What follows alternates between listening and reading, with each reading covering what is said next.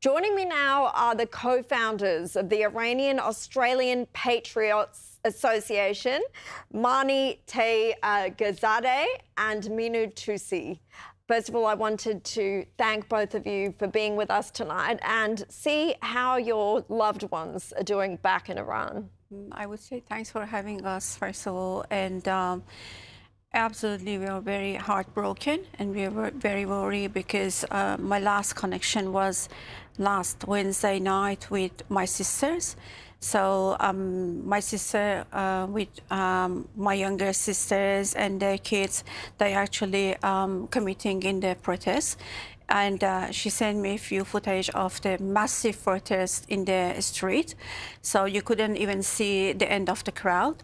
So people are chanting, people are asking chanting against this Islamic barbaric regime, and also they chanting and asking for Trump and Reza Pahlavi for help and for demonstration, these things. So since then, I haven't heard back from my family. So I tried to call them so many times. I would say every day, but no connection. And this is that's because of possibly because of the electricity and the internet shutdown. Yes, it's not only they actually cut off and blacked out the internet, they also cutting off the light in the street at night because they want to kill people in the silence. Well, we won't let that happen here at Sky. We'll continue to speak out about it. Mani, I'll come to you next. We've seen reports of up to 12,000 or more protesters that have been killed. And the regime puts this figure, of course, much lower than that, but still at least a couple of thousand. What's your reaction to hearing so many of your fellow countrymen and women are being killed by this regime?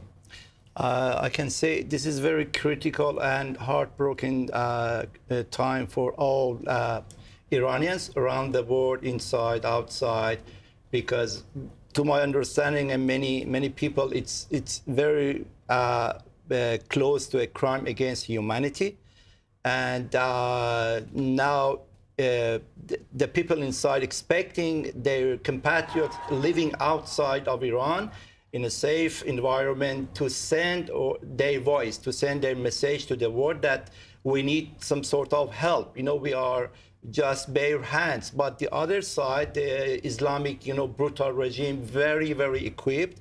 They have, machine gun. They have exported some militia from Iraq called Hashosh-Shabi.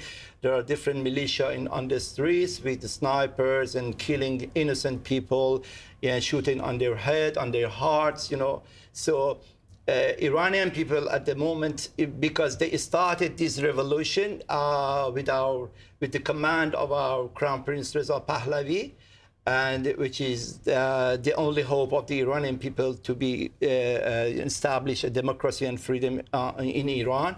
So the Iranians expecting the world, don't be silent. Send the voice of the Iranians to the outside. We need some sort of support, some sort of help from media, from the, human rights organizations and journalists around the world. It's actually a crime against humanity. And the actual fact is that we need some sort of, foreign interfere, we don't need any boots on ground, or we have plenty of boots on the ground.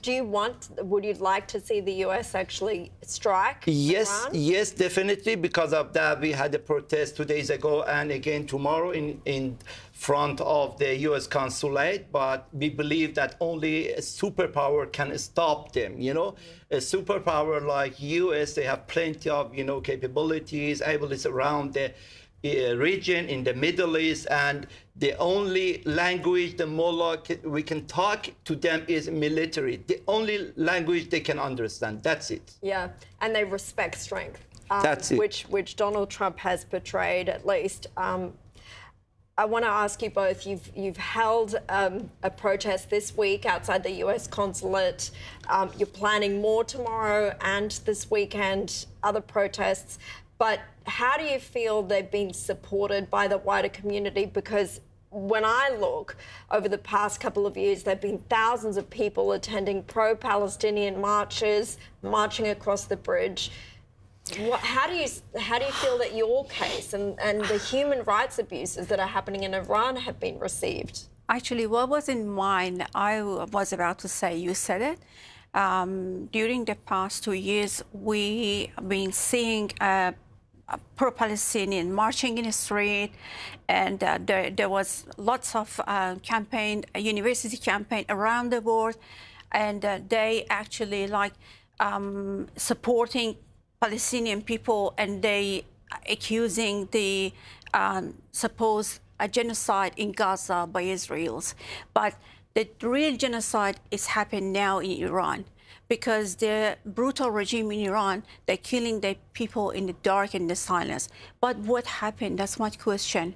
Where are these support people? Where are the lefties? Where are the university? Why all the people are silenced, not only in Australia, but also around the world? So this is a real genocide happen, but I can't see anything.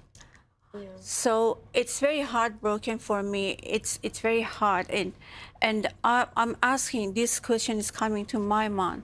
So where is the campaign? Where is the university campaign? Where is the Green Senates? Where is the other political men in this country and Western country to come and support Iranian people, because they're being killed in the country by the militia, such as Kataib or Hashd-e-Shahbi. This regime exported them from the Iraq, from the Afghanistan, or from the Lebanon to our country to kill their own people. But there's no voice out there. I mean, there's no March for Humanity. There's no calls for boycotts coming from university campuses. Mani, do you have an idea of why there might be this silence from the left or from the activist class? Yeah, because as you might know, that there is no, attraction from the people. There is no, if they support Iranians, how they can get the votes, But if they support pro-Palestinian, or if they waving some, Palestine or whatever flag, they can get votes. They can some attraction by the pro-terrorist groups around the world in Australia. How come, a few months ago, we had a massive protest on the iconic symbol of Australia in Harbour Bridge. More than 90,000 people, chanting on the bridge, on our bridge, which belong to every Australian, and chanting, some useless words. And just in front, the front line was a couple of politicians, such as Bob Carr or Julian Assange or Senator Mehreen Farouqi, and just behind them was a massive image of Ali Khamenei, a dictator of Iran. And they didn't... And how does it make you feel to see that? It's very disappointing, very disappointing. I'm asking all Green senators, such as David Shubridge, Mehreen Farouqi, Iranians, they are not human. Only Gazan people, they are humans. Iranians are not humans. Why you are not? If you're honest with yourself, if you're saying, oh, we are for supporting human rights, blah, blah, blah, and using some useful idiots on the streets. Iranians, they are not human. Iranians, they are not humans.